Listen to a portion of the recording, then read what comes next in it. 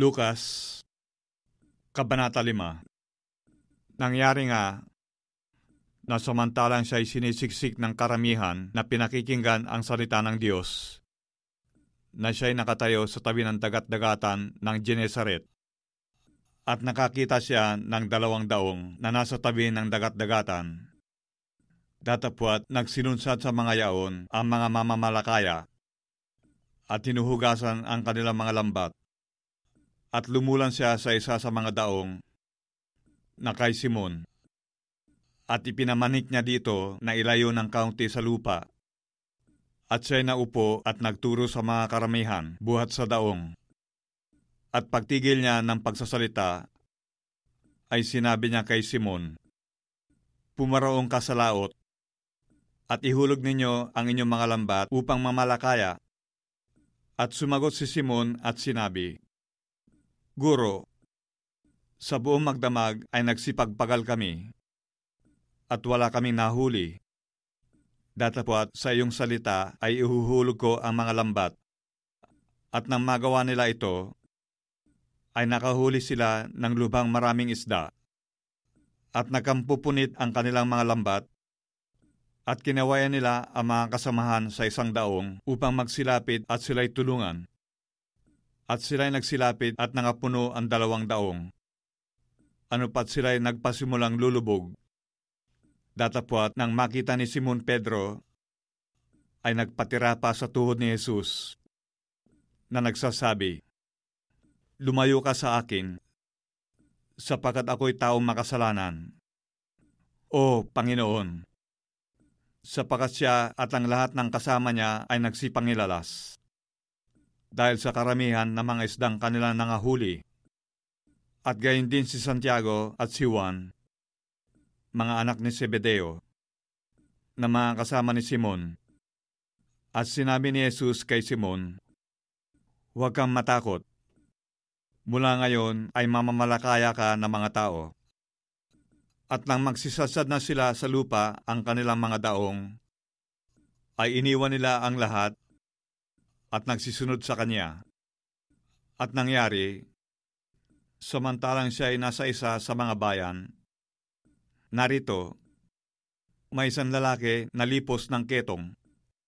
At nang makita niya si Jesus, ay nagpatira pa siya at namanhik sa kanya, na sinasabi, "Panginoon, kung ibig mo, ay maaaring linisin mo ako."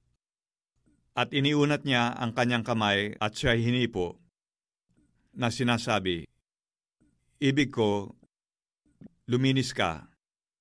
At pagdakay, nilisan siya ng ketong. At ipinagbili niya sa kanya na huwag sabihin kanino man, kundi yumaong ka ng iyong lakad at pakita ka sa saserdote at maghandog ka sa pagkalinis sa iyo, alinsunod sa iniutos ni Moises na pinakapatotoo sa kanila. Datapwat lalo nang kumalat ang balita tungkol sa kanya, at nangagkatipon ang lubhang maraming tao upang makinig at upang pagalingin sa kanilang mga sakit. Datapwat siya'y lumigpit sa mga ilang at nananalangin. At nangyari ng isa sa mga araw na yaon, na siya'y nagtuturo, at may nangakaupo doong mga pariseo at mga guro sa kautusan, na nagsipanggaling sa bawat nayon ng Galilea at Judea at Jerusalem. At ang kapangyarihan ng Panginoon ay sumasa kanya upang magpagaling.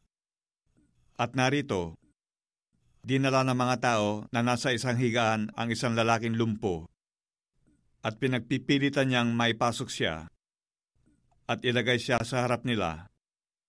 At sa hindi pagkasumpong ng mapagpapasukan, dahil sa karamihan, ay nagsiakyat sila sa bubungan ng bahay, at siya'y inihugos mula sa butas ng bubungan pati ng kanyang higaan, sa gitna, sa harapan ni Jesus. At pagkakita sa kanilang pananampalataya, ay kanyang sinabi, "Lalaki, ipinatatawad sa iyo ang iyong mga kasalanan." At ang mga eskriba at mga pariseo ay nangagpasimulang mga katwiranan, na nangagsasabi, "Sino ito na nagsasalita ng mga kapusungan? Sino makapagpapatawad ng mga kasalanan, kundi ang Diyos lamang?" Datapwat si Jesus, na nakatatanto ng kanilang mga iniisip, ay sumagot at sinabi sa kanila, "Bakit pinagbubulay-bulay ninyo sa inyong mga puso? Alimbaga ang lalong magaang sabihin, ipinatatawad sa iyo ang iyong mga kasalanan, o sabihin, magtindig ka at lumakad ka?